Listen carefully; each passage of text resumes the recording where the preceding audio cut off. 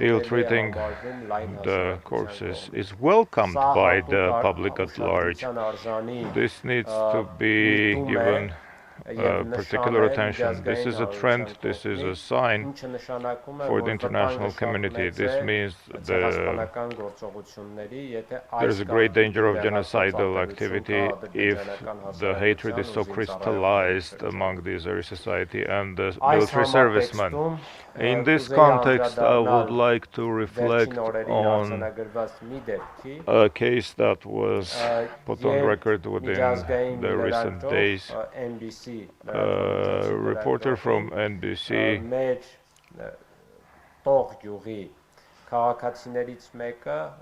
was told by one of the villagers from the village of Togh, who narrowly escaped from the village, informing him that he is aware of a case.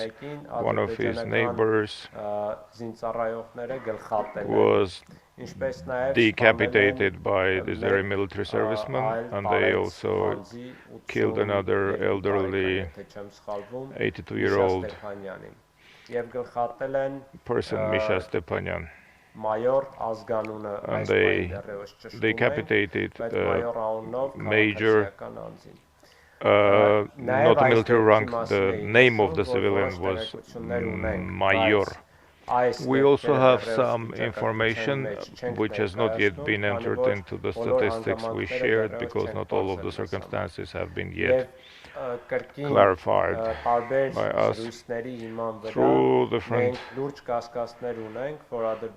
communications and talks, we have serious suspicion that the Azeri armed forces, in all of the settlements that they had entered and found any civilians, have committed multiple crimes against them. There is a known case of Misha Melkumyan, who, an elderly person past his 80s, who in Azeri captivity, according to initial data, was killed, and his relatives have informed us that before falling captive, this grandpa did not have any significant health conditions. This means he was apparently tortured, as a result died in captivity. Yevgenia Babayan's testimony also merits attention. Upon her return through exchange from captivity, she told about the treatment they were subjected to at that age.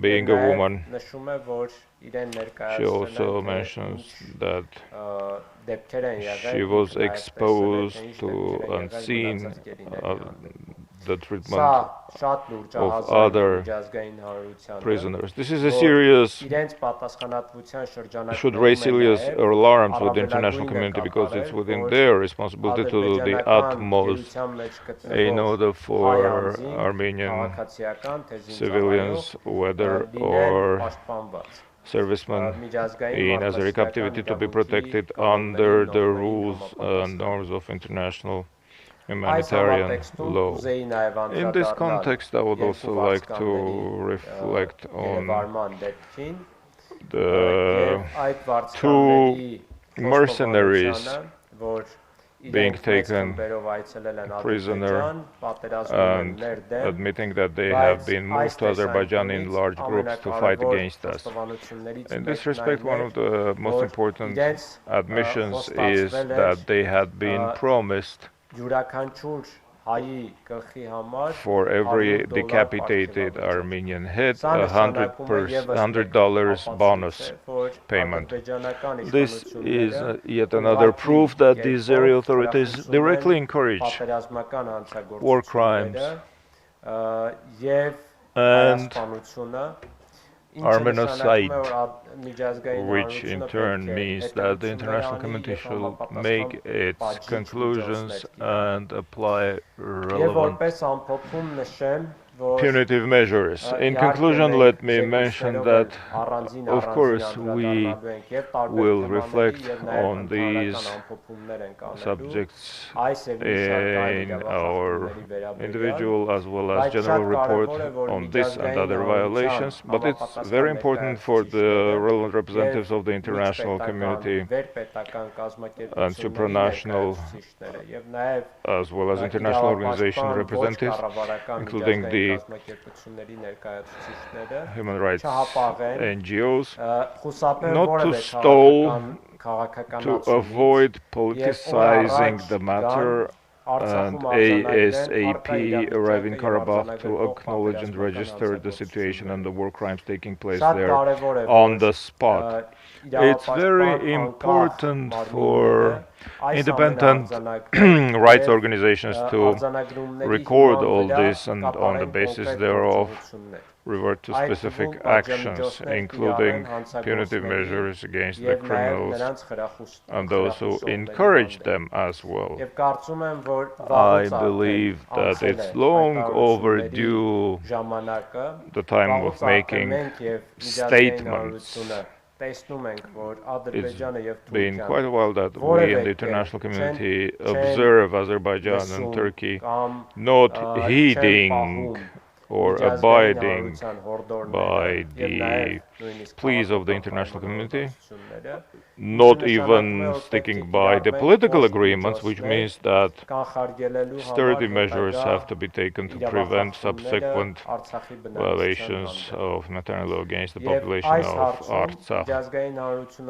In this respect, the international community has a direct responsibility and duty, because for years on end, it's been the very same international community that has been isolated the population of Nagorno-Karabakh under the guise of our unrecognized status by politicizing the issue, whereas for years on end ourselves, me personally, have been always pleading and calling upon, without politicizing, about the need to include Artsakh in the international programs and projects, international rights organizations, monitoring mechanisms entering and operating in Artsakh.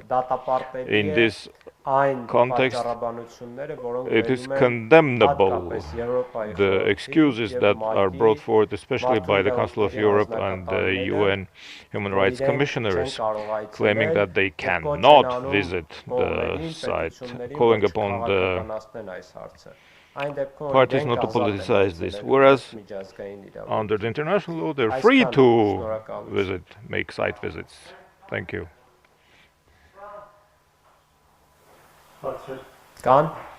Questions?